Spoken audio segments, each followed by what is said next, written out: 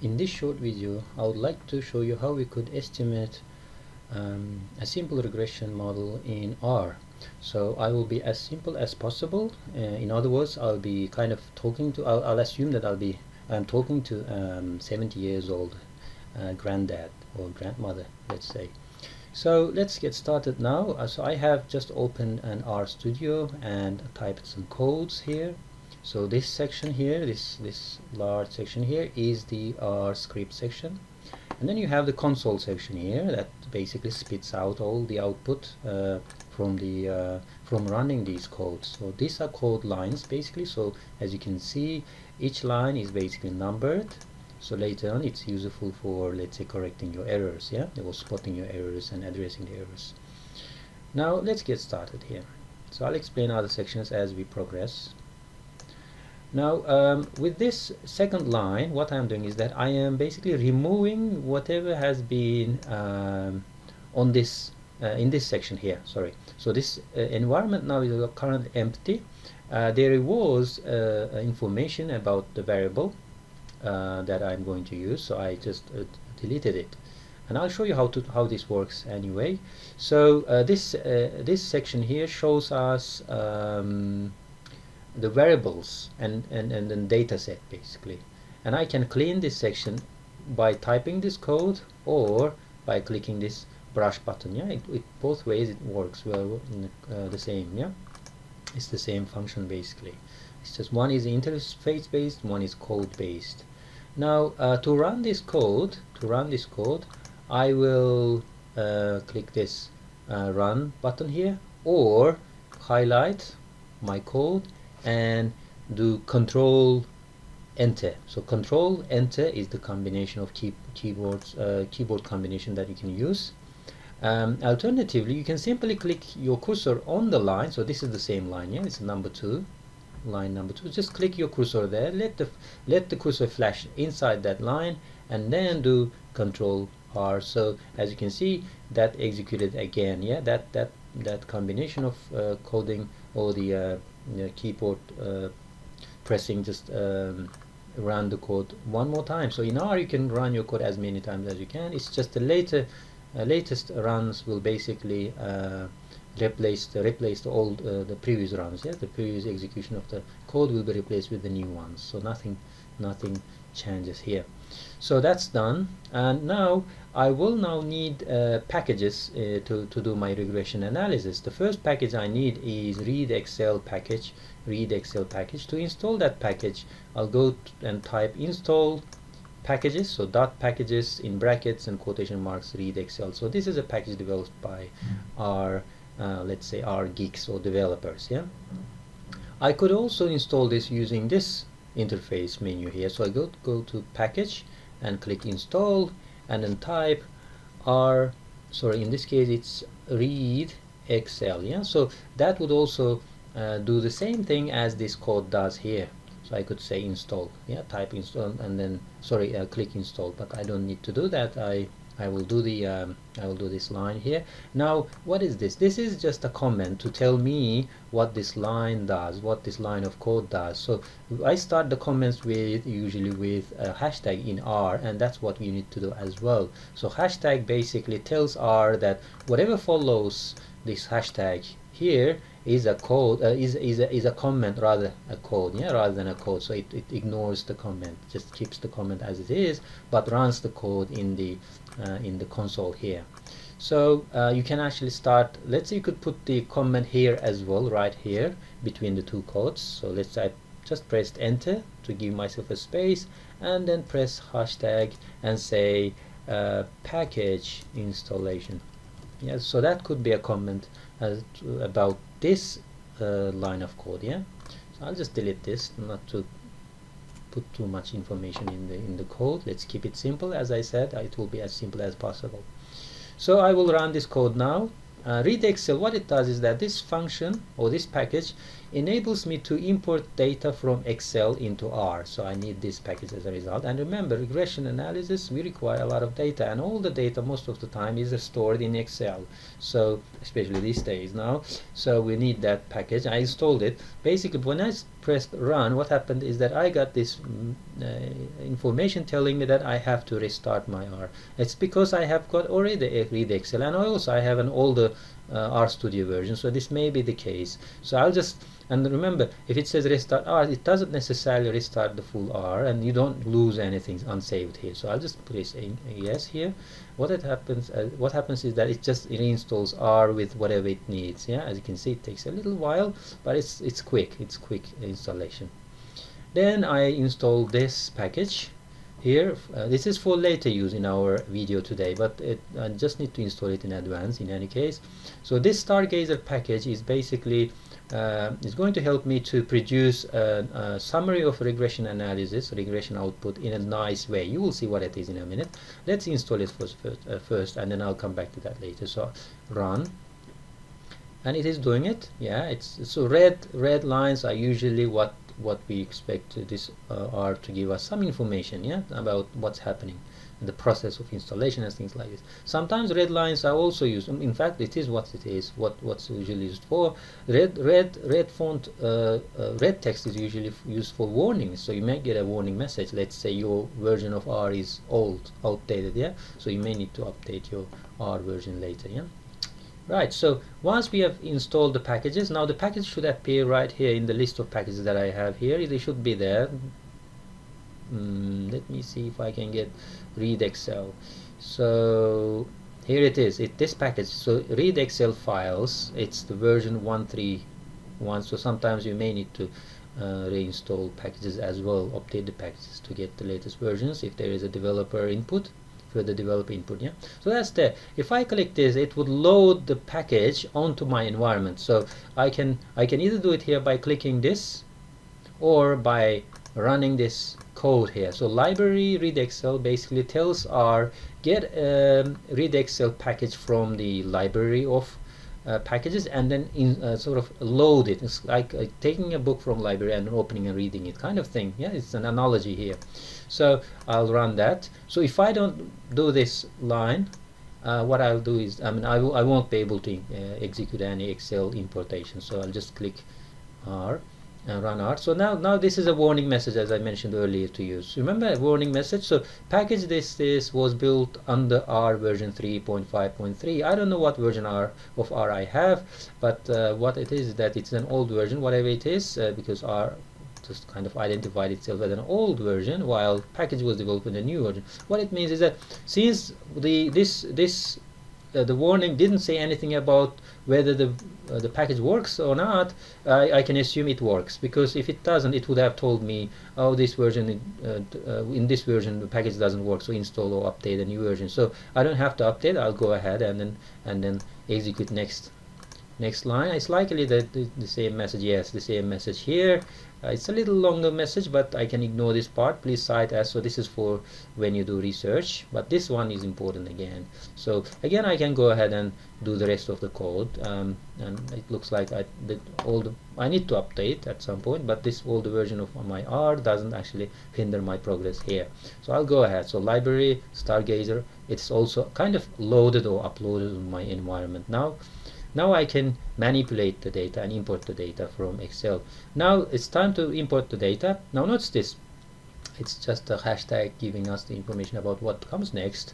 So I will call the data my data, and it's assigned a file or data set from my hard drive. So the data set I have is in this directory. So it's in this sort of destination. So it's in an Excel file called CS Schools, so California Schools. You can do this by typing this code. For example, you can save this part, and then this part will certainly be your own directory. So wherever you save, it will be different for you. For me, it's different. It's in C drive. It could be for you, it's in D drive or in your flash drive. Yeah. Now I could run this. I may run this now, but let me do this. Let me show you how we can do this through interface as well. Exactly the same thing, but through the interface. So what we can do is we go to import dataset here, click that, and then we have an option here, list of options, and since my data is in Excel, I click this, but I can also use other options depending on the data set I have, wherever it is stored and in what format. Here I need to now browse to the location where my data is. In my case, it's in desktop, so it's I go to desktop. That's this one that I would like to fetch. Click open. Now notice what happens is this tells me the name of the dataset I have, and it's in default sheet, and also the code to copy. I could copy this and paste it into my R script here. Let me have a it's not moving, it's quite slow for some reason. So this is the same code here. As you can see, the directory is the same, except that this arrow is now changed to equal. I prefer working with equal instead of doing two steps. I just prefer doing one equal sign. Now here is this summary of the data, so variables in columns and name of the variables. So in here I have the rows as the schools. So this is about, the dataset is about California schools. There are 420 schools in this dataset. This is the first 50 of them, and on the columns I have the variable names. So I'll be interested in looking at this STR variable, which is the student teacher ratio, and also math score. Math score. So we'll explain you in a minute what they are. So I could press import and import the data, but I'll just cancel it because I'd like to run this code. So click here, my cursor flashes right there on this line, run. And as you can see, no errors, no messages in red, and this appeared here, right here. This is my data set with 420 observations and 18 variables. So 420 schools from California. Now this next line number 14, contains the code for viewing the data. I could execute this. Notice the capital letter, not the, usually we would expect this R codes to start with a small cap, but this one, particularly this one, start with a large cap. So put your cursor there, run, and you will see the whole data set here with variables listed and 420 observations there. So all the 18 variables are here. So the same math score, I have the STR here. So it's just for viewing. You aren't able to edit the data here, so it's not editable, but just the viewing interface. Next, 16, attach the data. Now to make our life easier when coding, we usually attach data. So that I don't have to sort of use data handlers or variable handles, and you'll see what it means basically. I mean, if you start coding, we usually have, if I wanted to reference let's say a variable, I would usually tell R in my data there is a variable, so I use the handle $, which basically specifies the variable name str. Let's say there was an str, variable str, right? So I would have to do this each time if I wanted to get a variable from within the my data set. Remember, this imported data set is now in my data set that's named my data. This is a label for the data set. Now if I wanted to get that variable, I will have to use the $, but especially in regression analysis, so I don't need it, so I'm going to delete that. To make life easier, I will simply attach the data, and I'll show you where this is useful. So click run. Nothing happens here, it's just attached to data. Now next, let's run the regression. Now what I want is a regression analysis. Here my regression analysis will be looking at the relationship between math score of average math score in a school and student-teacher ratio, average student-teacher ratio in a school. So I'm trying to see if large schools have lower scores than the smaller schools. In other words, does the student-teacher ratio affect the outcome? Student outcome. Does having a lot of students per teacher affect the individual students' average test score? Let's say, so that's the idea here. Now to run this code, I need to name the model. So right now my model is reg1, so I can name it as I wish. I could put reg1 m or whatever. So let's keep it simple. Reg1 equals, so this can also be that sort of combination of handling or assignment, but let's use equal. RStudio allows us to use that. So equal LM stands for linear model, LM function, brackets, inside brackets I type the dependent variable math score. This is tilde. So this is in Windows laptops or computers, you have to do shift hashtag, and str is another variable. It's the student to teacher ratio, comma, the data set needs to be specified, which is this here. So I identified or specified my data set here as my data. Now let's run the regression here. So I click this cursor, run, and nothing happens. That's because I have assigned all the output into reg1. So next what I'll do is I will print out the summary of the regression. So for that I call the summary function, summary code, in brackets reg1, which is, if I highlight, you will see that appears here. Yeah. So I'll just execute the whole line, and I get the output. Yeah, right here is the output. It's a little messy, as you can see. We usually don't look at this part. Maybe at some point when you do analysis of residuals, maybe, but you just ignore them. So let's talk a little bit about this here. This is an important part here. Coefficient estimates. So the model is a simple regression model. Let me just show you what it is. I think I previously wrote something here from before. Add a new page. So in this page, let me show you very quickly what I'm trying to do. So trying to do if test score is affected by student to teacher ratio. So in population regression modeling, it will look like this. Then test score is a function of beta 0 plus beta 1 str student teacher ratio plus the the errors. Yeah, so I'm trying to get an estimate for this beta 1 here. So R has now spit out this, so produce beta 0 hat. So read this, the estimate for the beta 0 and also beta 1. Yeah, estimate for the beta 1. So right now we have something called population regression model. For this I don't need to put the hats, but I'm trying to get an estimate of beta 0 hat and also beta 1 hat, or the beta 1 estimate for beta 1 here with the hat. Right, so let's go back now.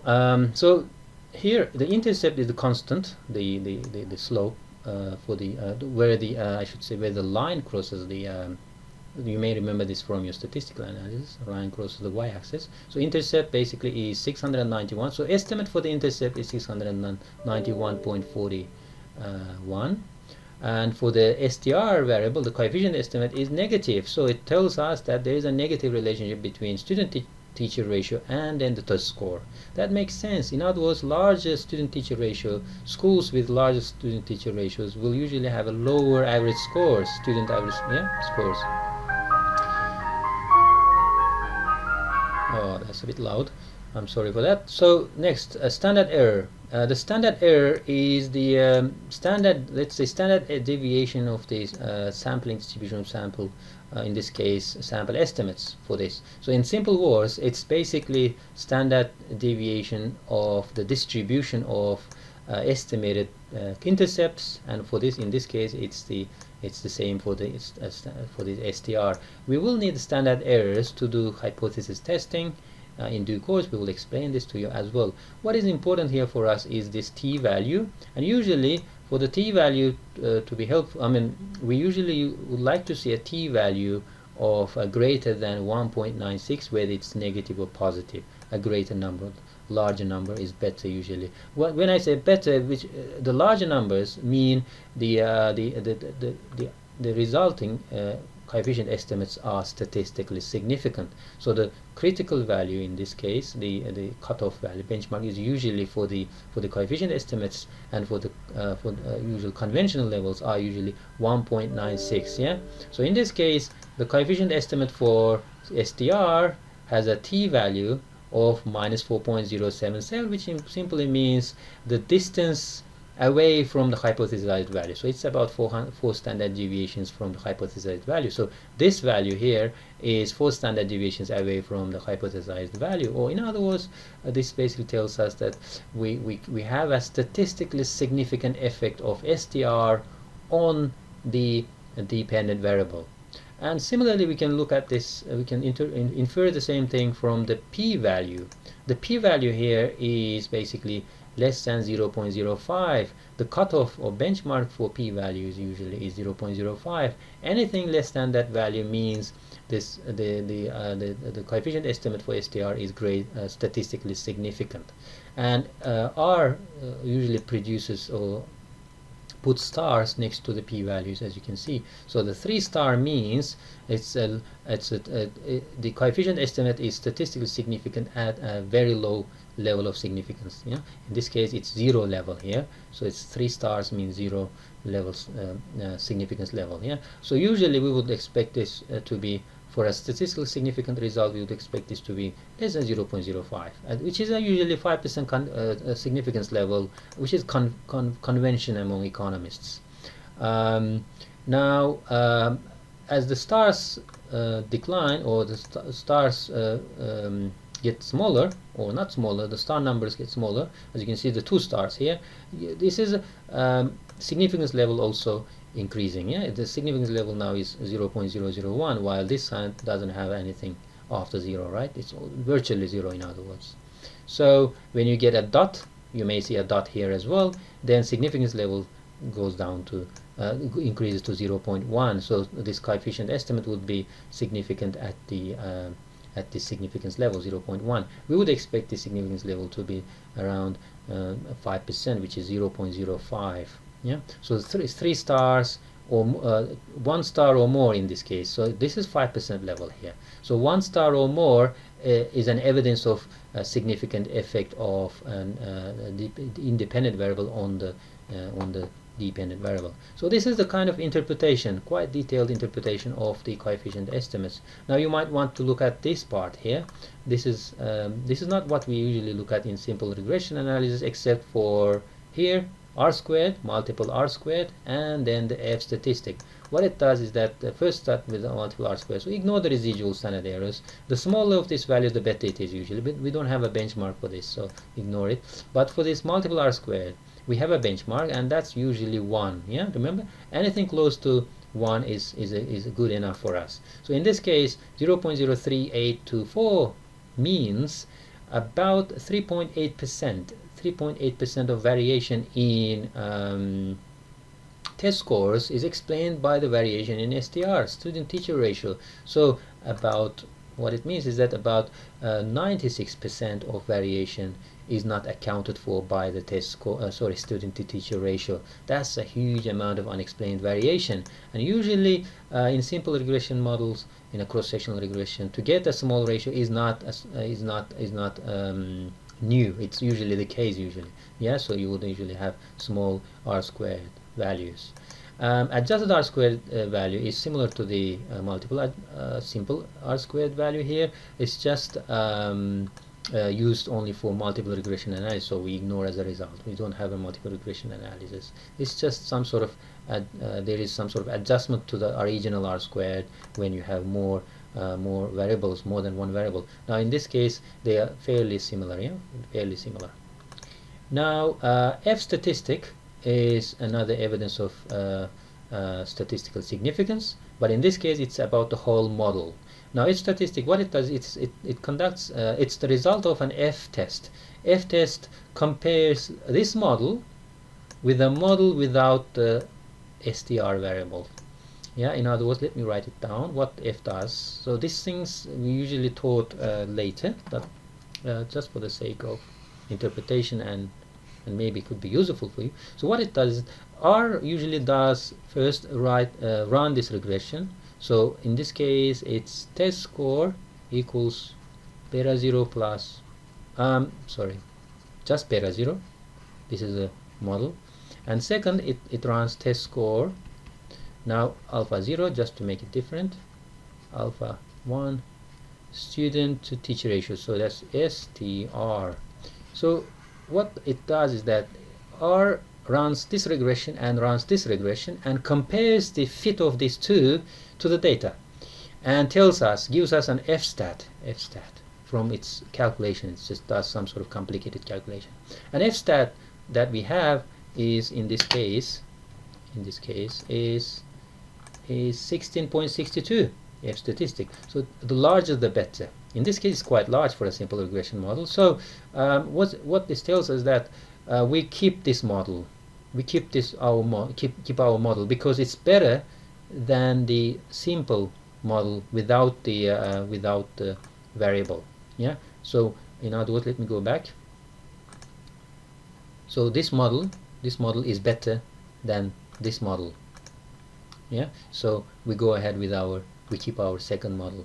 In this case, it's basically our main regression model. And we can also judge that by looking at the p-value for f statistic. It's quite low. It's less than 0.05. So it's also another strong evidence of model that we just estimated being a strong model, a better model than a simple intercept only model. Right, so this is how we estimate or interpret these results. Now you might still think that this is a messy kind of output. In that case what we do is we scroll down here and just give ourselves some space. We will now use stargazer function to create a nice output, so better output than the one that I've just shown you. So remember, we loaded that into the environment. So we've just done the library stargazer before. So now we will type this code. This code here tells us that we would like to have the reg1. This reg1 is our model that we estimated in a text format, in a nice format, in other words, with dependent variables labeled as math score. And notice this here, the dependent variable is not even visible, so it will be math score, and covariates labeled as student to teacher ratio. Remember, here it's just str. So, and I'll ignore the constant, this intercept. It will be automatically done by this function. And then out comes the reg table, a simple table. I just labeled it as a reg table. Yeah, table name that will be output in a minute. That will be the output of this running this code.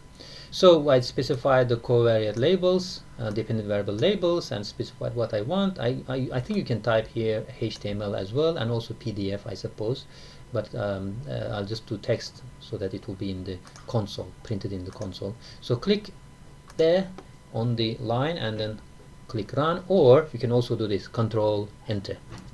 That's what I just done. And as you can see now, there's a nice table here, much nicer table. I can copy this, and notice, by the way, the coefficients are nicely laid out here on a column. My dependent variable is now visible. It's the math score. Apparently it's a function of student teacher ratio in my regression model, with the intercept now being the constant, basically, which is what it is. Basically, there's no difference between them. It's just differently labeled. And I have the observation numbers here. So this part is nicely laid out. This part is from here. It's all these messy numbers now are tidied up here properly. Yeah, all this done. And this part here is this part. So again, a nice presentation, isn't it? So we should get used to using this sort of output presentation. So I highlighted copy, and I'll just put it here, right there. And it's quite small, so let's increase the font size and maybe resize it. Yeah, that's better. So in the context of our analysis, it looks like this. Our model looks like this now. So math score or test score, math score is a function. So this is now predicted. I'll put the hat here. Function of an intercept, estimated intercept is this number, 417, right here, minus this minus value here, minus 1.939, and student teacher ratio, so it STR. So this is our model. Now just to give an interpretation to it, if the STR ratio goes up by 1 unit, if STR increases by 1 unit, our math score, average math score in schools declines by this much, basically 1.9, almost 2 points. Yeah, so a large, in other words, there's a negative relationship between STR and the MS, the math score. So smaller schools with more teachers per student is basically may get higher scores, in other words, in outcomes, yeah, results in mathematics exams. So this is a nice finding, isn't it? That makes sense in this context. So large schools usually will have lots of students per teacher, and the teacher may not be able to control the school, and it affects others learning. Yeah, I mean, teachers may not control the class, so as a result it will be a low score, and it affects others learning. Yeah, so this looks nice, this looks good. A good result, I should say, intuitive result.